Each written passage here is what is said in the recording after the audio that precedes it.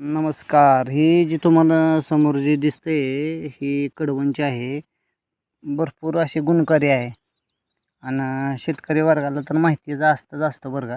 पण आता कसं याचं बी पण आपण मधल्या काळात आपण थोडंसं आपण असं धरून ठेवलेलं आहे आणि तुम्हाला दावण्याचा प्रयत्न करतोय. आता आपण हे उकरून पाहू की ह्याचं नेमकं हे बियापासून आलेलं आहे की ह्याचं जे कंद असतं एक प्रकारे बटाटा कसं असतं सेम ह्या बटाट्यागत ह्याचं असं हे असतं.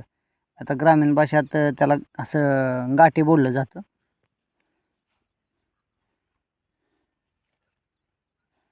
तर तुम्ही बघू शकता एक मिनिट आता उकरतोय.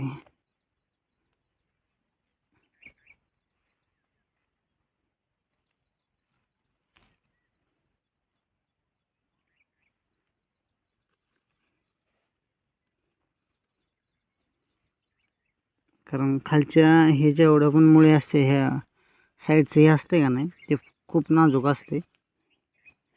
जरी एखादं दुसरं जरी गेलं हे तर आता काही व्हिडिओ काढायला ना मला वाटत नाही राहील म्हणून.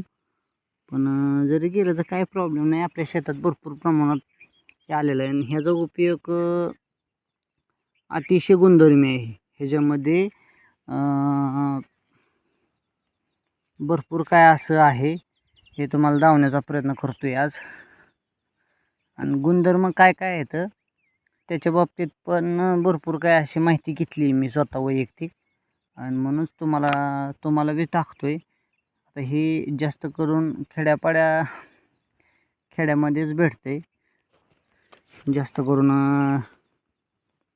यात भेटत नाही आता ही. कारण एवढे शेतकरी आता कोण सगळी तणनाशकं मारतात.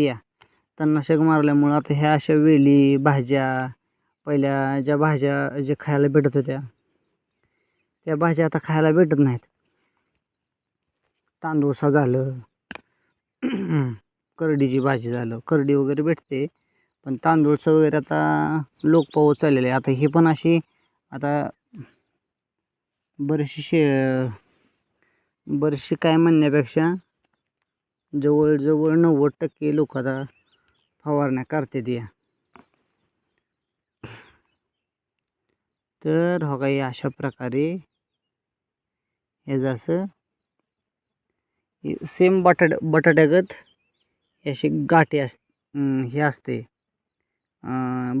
बटाट्यासारखीच गाठ असते आणि हे मरत नाही. सहजासहजी मरत नाही. जरी समजा आता वेली समजा वरची आता हे तुटलं येत ना तरी पण ह्याला काही फरक पडत नाही.